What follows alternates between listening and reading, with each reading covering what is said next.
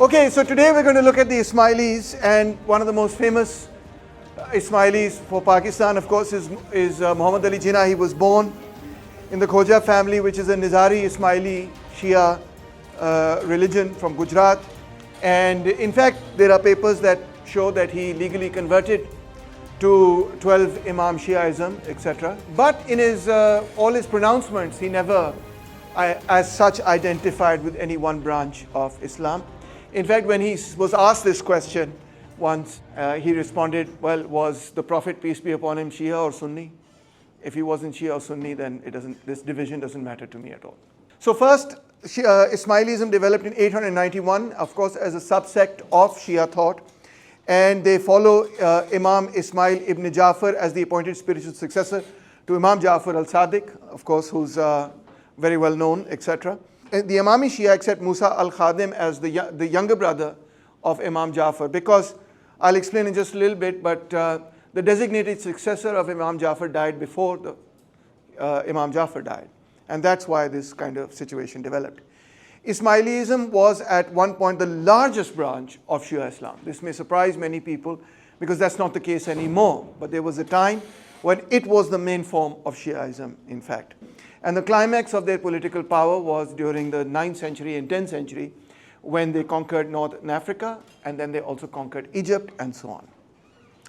Today, you can see in the context of Pakistan and Afghanistan, they have a large concentration over here, where they do a lot of really good developmental work, in fact. And people who go to Hunza and northern areas, etc., they often come back and they're always glowing about how amazing that whole community is, and what a lot of work, and what the literacy levels are, and treatment of women is absolutely fantastic, and so on.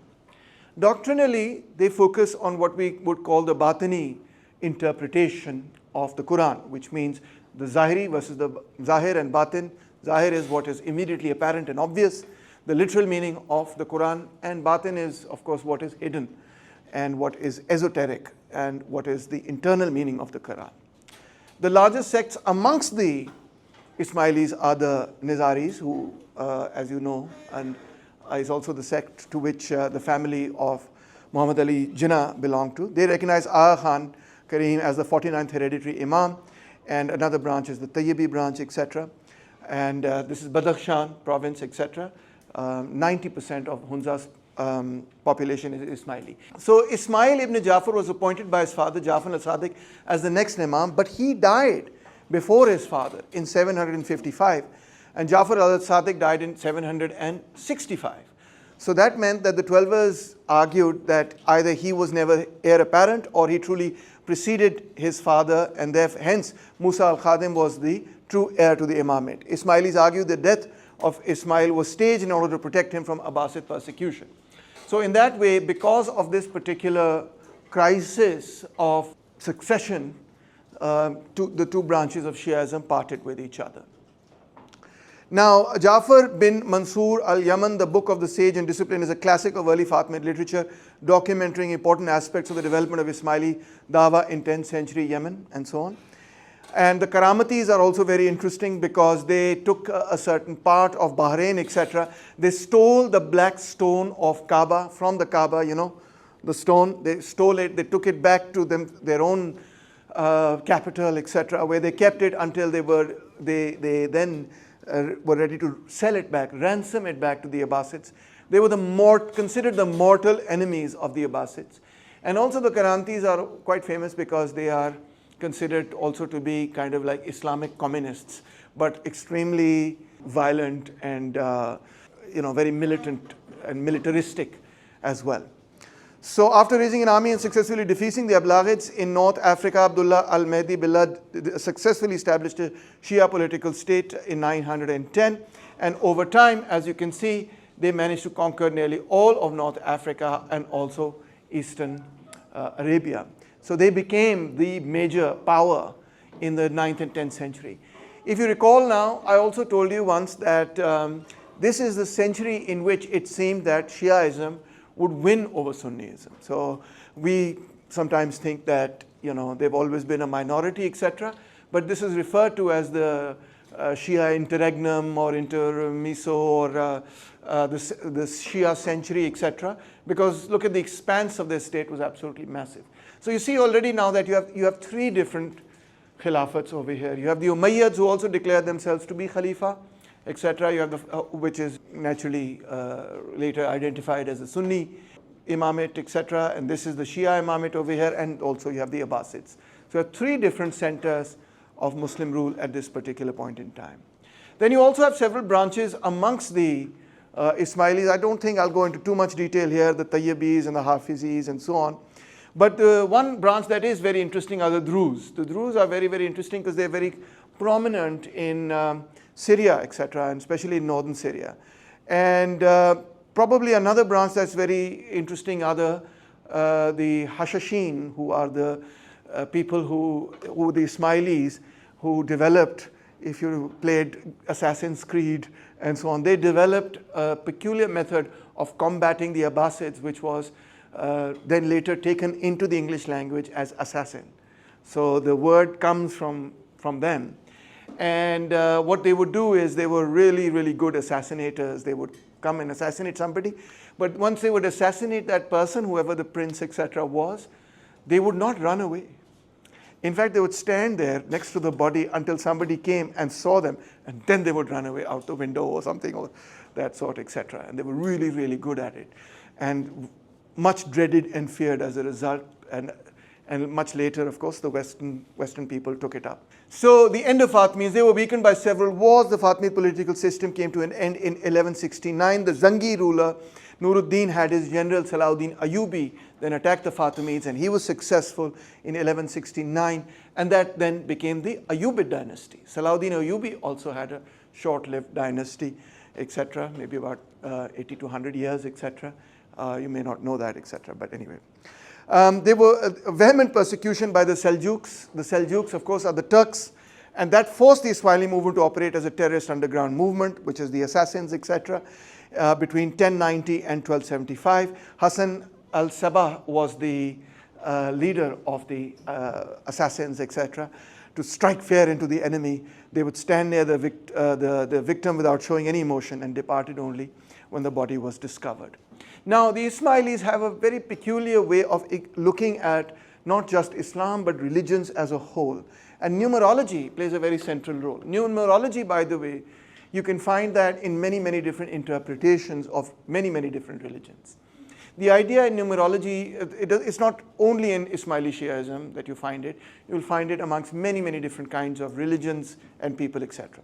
It is the belief that the sequence of numbers that appear perhaps in the Quran or in Revelations, or appear in the order and succession of prophets and their followers, etc., is itself a pattern that repeats itself. This, I think, is a very ancient idea that you get from the movement of the stars and the movements of the celestial bodies, etc., because they occur in this consistent pattern year after year after year, in fact, century after century, eon after eon. So then the idea also comes that the eons of mankind are somehow just as determined as the eon of the stars, eons of the stars.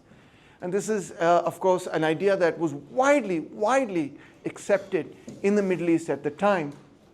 It's no longer accepted. Now when we read the back page of the newspaper to see what is the horoscope for today, we often just kind of laugh at it and enjoy it. I hope we laugh at it, enjoy it, because it's actually not true, right? You know that, of course, right?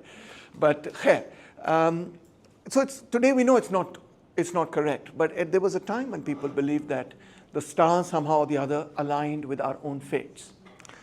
So numerology kind of comes out of that kind of belief that the sequence of events and numbers means something. So Ismailis believe numbers have a religious meaning. The number 7 in particular plays a very important role in their theology.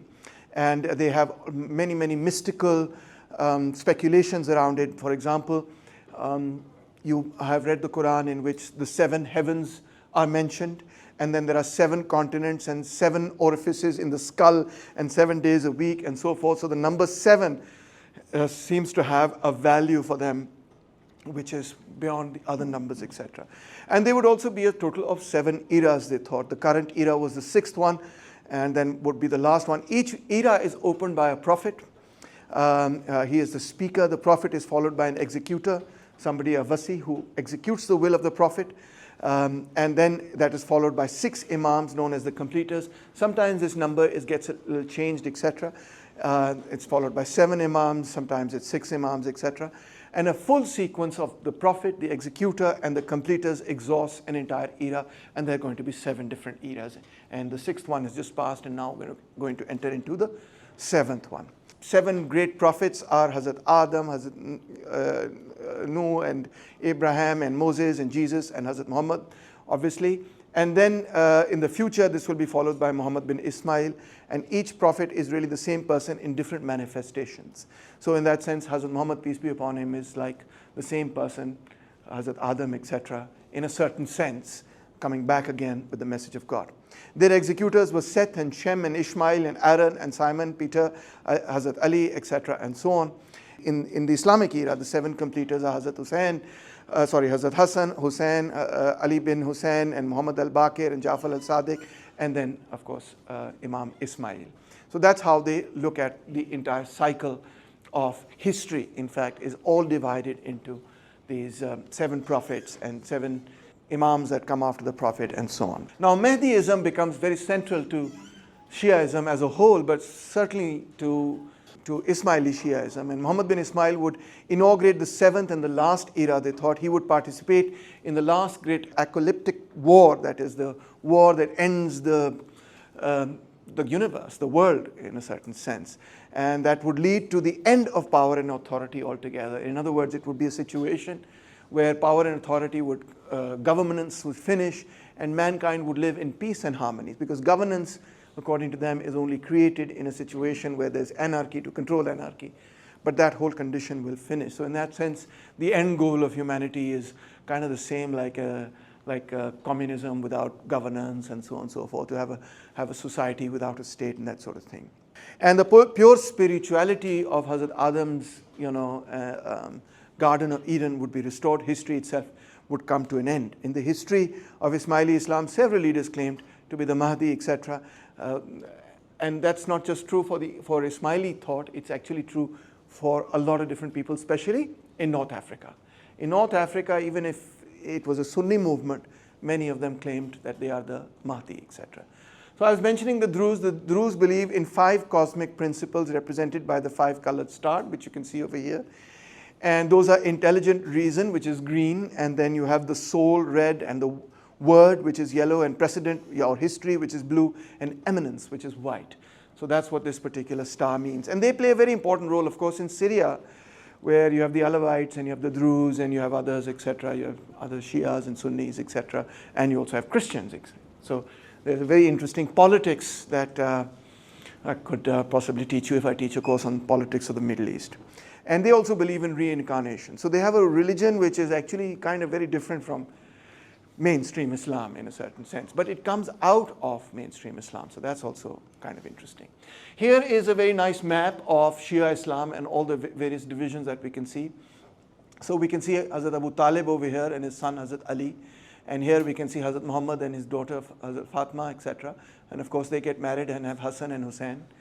And from Hazrat Imam Hussein, you have Zainul Abidin, and from whom you have Hazrat Zaid, through whom you have the Zaidi movement over here. Oh, and of course you have Muhammad ibn Hanafiya, in whose name Al-Mukhtar led the rebellion and gave rise to the Qaisar Shiites, who are now more or less finished because they became part of the Abbasid movement later on and helped in the Abbasid revolution, right? So you have the Zaidis over here.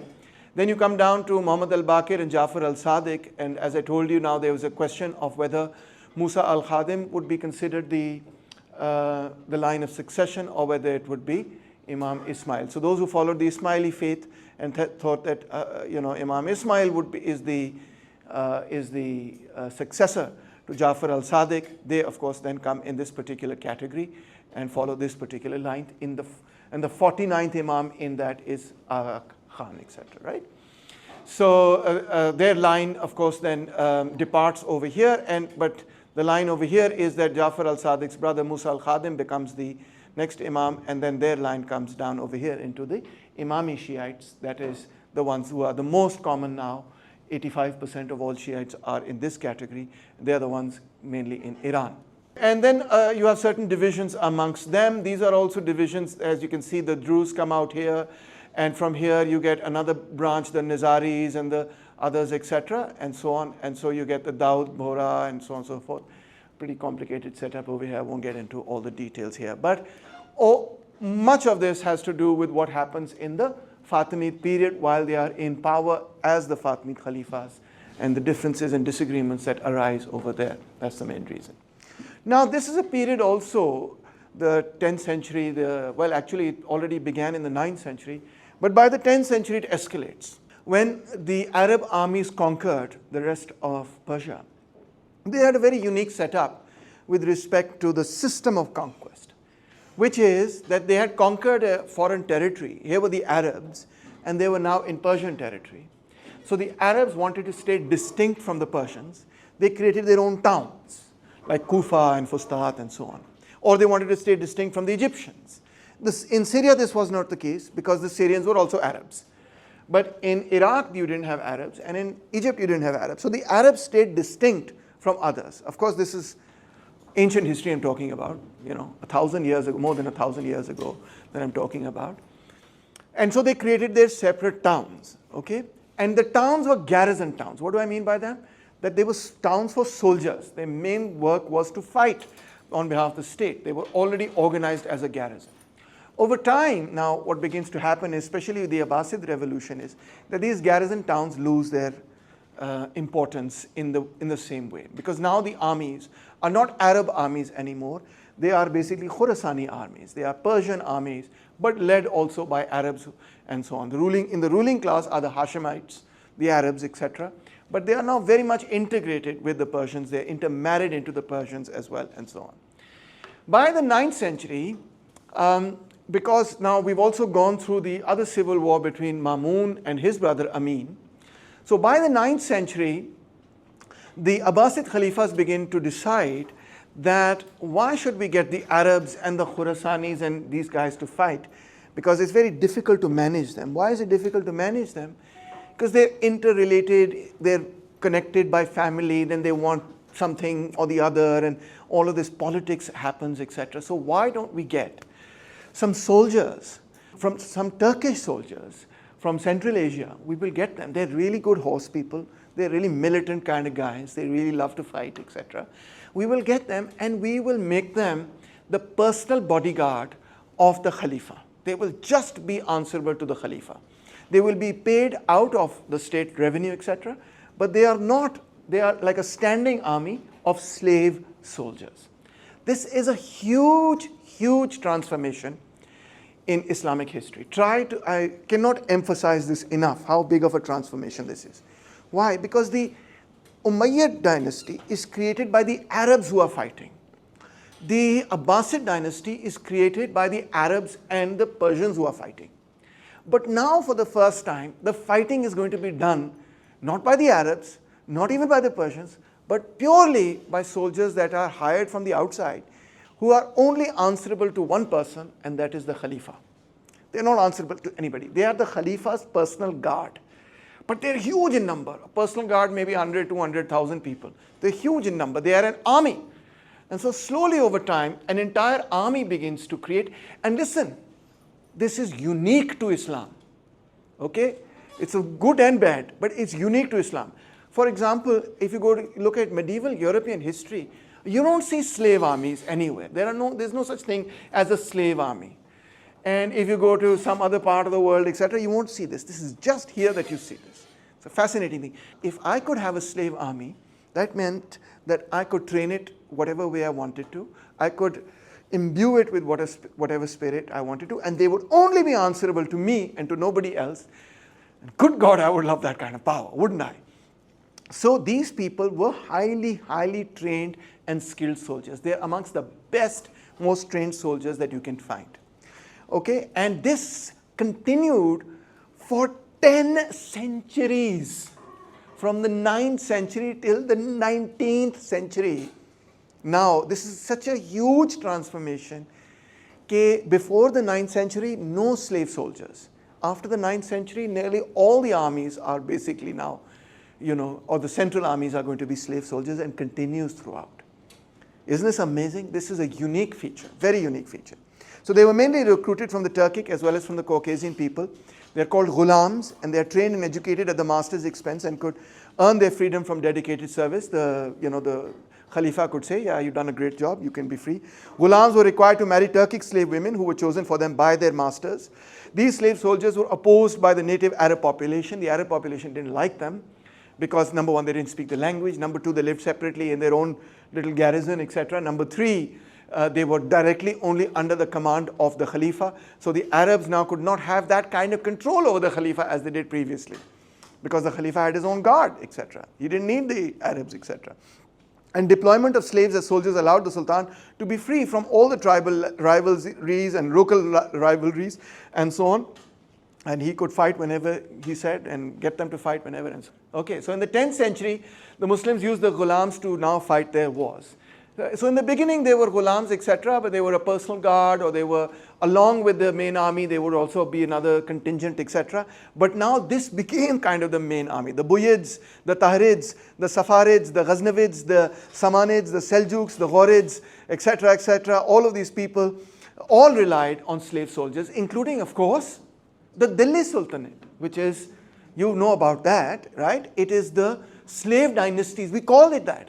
Remember, in Pak studies, you must have studied, if you still remember, the slave dynasties that existed, Muslim slave dynasties before the beginning of the Mughal Empire, etc. You remember that? So did you ever ask your teacher, sir, what is a slave dynasty? This is what it is. It's a slave army. Okay, it comes and it conquers, and it is the most trained and equipped army, and one of the best armies you can imagine in that region. Nobody can fight it, which is why, of course, they also create the Delhi Sultanate, etc. But these slave soldiers soon become a caste of their own, right? They killed not one Khalifa, not two, not three, but four of them, right? They killed four Khalifas, and they basically, by the 860s, they rampaged so much, they rebelled, of course. And why did they rebel? There was no great cause behind it, like, for example, we are going to create a new religion or anything. No, it wasn't like we want justice, nothing of that sort. It was for money. These were paid soldiers, right? And when they used to fight, they used to get rewards for that, etc. And they wanted to be paid. And that was it. They wanted the Khalifa to pay. And when the Khalifa couldn't pay or wouldn't pay, they would revolt against the Khalifa, and they killed four of them. Imagine that. So it became very difficult even for the Khalifa who had created them to control them now. Now this is a very interesting question. This is the history of slavery, which pertains to the history of slavery in the Muslim world. Now, although, of course, slavery is permitted, but it is also stated many times in the Quran and also in other hadiths and other places, etc., that it's good to free slaves and so on. And we know many examples. For example, when the Prophet and Hazrat Abu Bakr saved Hazrat Bilal and elevated him and said, you will be the first muezzin and so on. So we have many such examples in early Islam. But in later Islam, slavery took off in a huge way, in a big way, okay?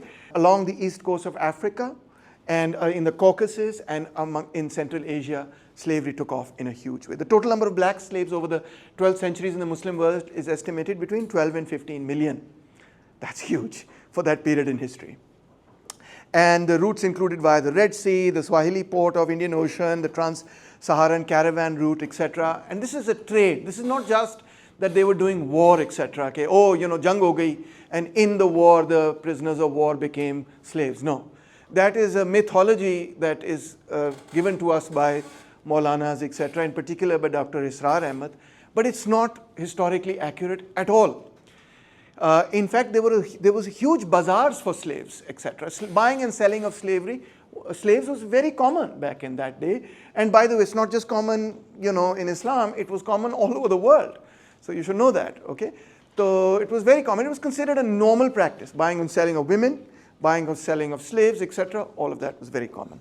Between 1530 and 1780, there are most certainly at least 1 million and quite possibly as many 1.25 million white European Christians enslaved by the Muslims of the Barbary coast of North Africa. So, and they also love to get women and also men from the Caucasus because they were fairer skinned, etc., all that. The total enslaved could be as high as 17 million. The Atlantic slave trade, जिसपे हम बहुत सारी फिल्में देखते हैं, is considered to be about estimated at 13 million. So it's the same size, maybe even larger. It's larger, but it's spread out over a longer period of time. Okay, the Atlantic slave trade is huge and it is very concentrated in 400 years. In the context of Islam, there were many different categories of slaves. There are slave soldiers. Slave soldiers could become so powerful that they themselves could create kingdoms, and they used to become sultans and the lodis and the horis, etc. These are the slave dynasties of that period. So they could become like rulers. They were very, very powerful slave soldiers. Then they could also be administrators and bureaucrats, etc. And they were also highly prized and valued for their ability to think. And they would do a number of years of service, after which they would most likely be manumitted, etc., let go of. Then there were the house servants and also the harem, amongst the rich, of course, not amongst the poor. And this was the retinue that the house had. And this was massive. And so much of the interesting politics of that time period comes from, it's called the harem politics, because a lot of people would try to manipulate things through the harem, etc. And by the way, all the big sultans and khalifas and Mughals, etc., they really loved their harems. For example, when Bahadur Shah Zafar, etc., during the civil war, all this was happening, his main concern was, I cannot lose my harem. Okay, that is very, very important to me. And it sounds shocking to us today, but this is just the way things used to be back in the day. So, and then they were below the harem were street prostitutes. Okay, they were the worst treated, of course. And then they were also plantation slaves in a certain period. From the 8th to the 9th century, approximately, 7th, 8th, and 9th century, the Abbasids and especially the Abbasids, in the 8th century, they brought lots and lots of slaves to do plantation work, black slaves from Africa to do plantation work in Iraq. The black slaves, as well as the Arabs, blacks, Persians, they all got together and they did a huge rebellion, which is called the Zanj rebellion, right here. Okay?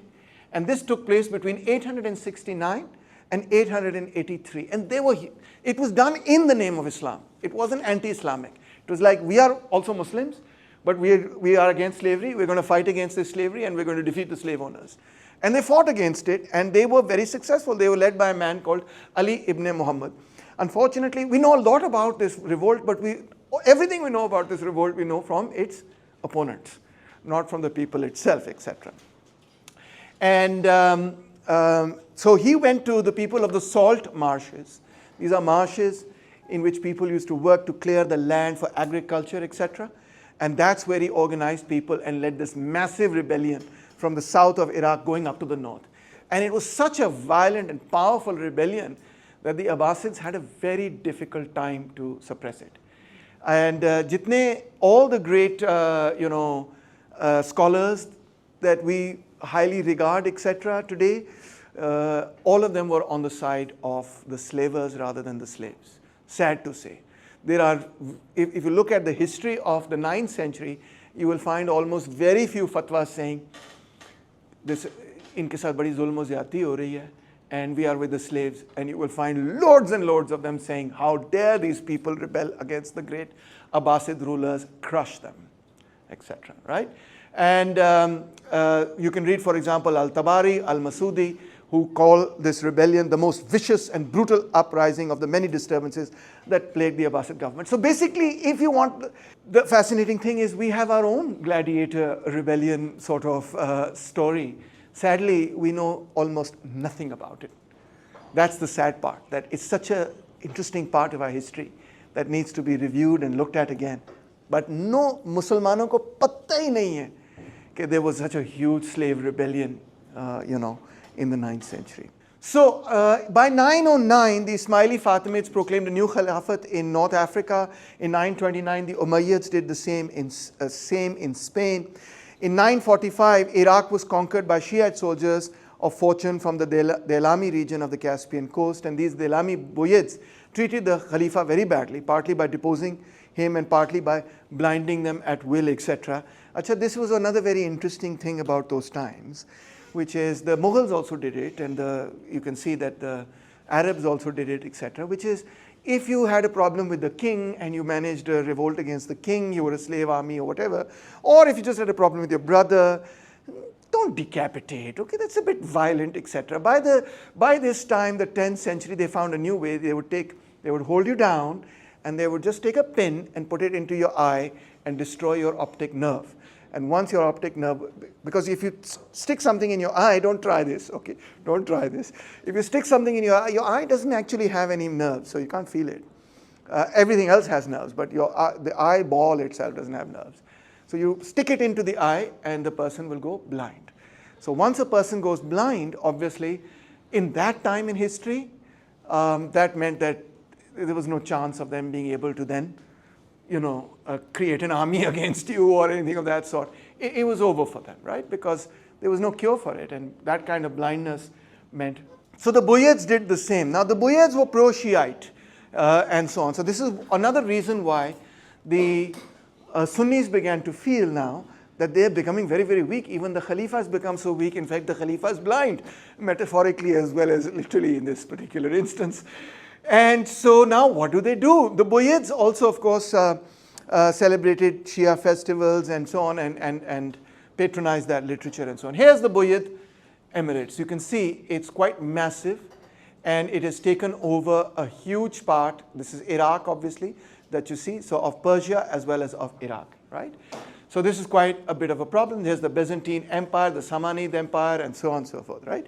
So you can see now that by this time in history, the Islamic Empire is broken up quite a bit. Then come the Ghaznavids. I really like the Ghaznavids only because my family from my mother's side is Ghaznavid, although they were pretty brutal people. And the most brutal of them all was a guy named Taimur. Taimur, of course, means Foladi, which Taimur was. Okay, he was something. Anyway, the Ghaznavid dynasty was a Persian Muslim dynasty, Turkic, Mamluk origin. Mamluk, of course, means slave origin. Okay, so and they ruled Iran, Afghanistan, and much of Transoxania, northwest India subcontinent, 977 to 1186. And when they swept down, etc., the Turks, as they swept down under the Ghaznavids and later under the Seljuks, etc., they then displaced the Buyids and the Shiites and the Ismailis and so on. So now they are sweeping down from all of this. You can see this is the Ghaznavid Empire. It's massive, etc., going all the way over here into India, right? And they are sweeping from Central Asia into the Arabian heartland. And they are the ones that actually defeated militarily the Ismailis, etc., and the Karamtis who were in the Bahrain coast and so on. And many scholars at that time, they were very happy with the Turks coming in, because had it not been for the Turks, Sunni Islam would not have recovered. Sunni Islam was on the way out, and it's the Turks basically that you could say rescued it. So Seljuks arrived in Baghdad in 1055. They defeated the Buyids, Ismailis, and the Byzantines, and that lasted till 1194. And when they defeated the Byzantines, they opened up the pathway for the Turks now to settle into what we today call Turkey. Okay, they came from Central Asia and they all settled in this new place, and now all the Turks are mainly from that area, etc. Okay, and Ghazali was in particular very happy with them. He said they're a blessing for Islam because they have stopped Shiaism. Ghazali, of course, spent a lot of time polemicizing against Ismaili Shiaism, etc. So he said, these guys are great, thank God they're here. Look at the Seljuk Empire, massive, short-lived, only a century. Ghaznavids only a century, Seljuks only a century, which is why Ibn Khaldun later says, what's up with this thing? All these empires come and they go. Umayyads only a century. The Abbasids, okay, a century and a half, 2 centuries, although they're there till the 13th century, but really their power has finished, etc. So what's up with this conflict that goes on for like 100 years and then it ends, etc. Anyway, so massive empire of the Seljuks. And then you have the Ayyubids. Just wanted to show you the map here. This is the empire of Salahuddin Ayyubi, after he takes back Egypt and so on. And you can see he conquers all the way till Yemen. And he is the one, of course, who throws back the Crusaders and wins back Jerusalem and so on. Acha, interesting baat iske bare mein ye hai that although in our imagination that's a really big thing, oh my God, the Crusaders came and they took over 2 cities. For Islam at that time in history, it was a very minor incident. It was not a major threat to Islam in the same way that, it is not in the way that is perceived today, because these are 2 cities. And this is an empire stretching all the way from Indonesia till Spain. So 2 cities was not like some existential crisis. As soon as the Muslims got their act together, they were able to get it back. And also, it was the slave soldiers of the last Ayyubid dynasty who in fact halted the Mongol advance. Now the Mongol advance in 1260 was the most fearsome advance ever. Mongols, of course, come from Mongolia. Mughal is just the Persianized word for Mongol. Okay, so if you ever notice those old Mughal miniature paintings, look at them carefully next time. When you see Zahiruddin Babur, what you'll notice is his eyes are like this. Yes, I never noticed before. Then I look carefully, it's like, oh my God, his eyes are like this. It is not artistic flaw, it's because he's Mongolian. Babur took a lot of pride in saying that on his mother's side of the family, he was related directly to Genghis Khan, Genghis Khan. Genghis Khan was also one of those people who killed so many people that it's just unbelievable. And he also fathered so many people. He was the father of so many different people that you have no idea. The number is staggering. Uski jo aulad hai, it is staggering, the number. So, and he was very proud of saying, so on his mother's side, he said, I'm related to Genghis Khan. And on my father's side, I'm related to Taimur Lang. So I am related to the 2 biggest killers that history has ever seen. So watch out, baby, here I come, right?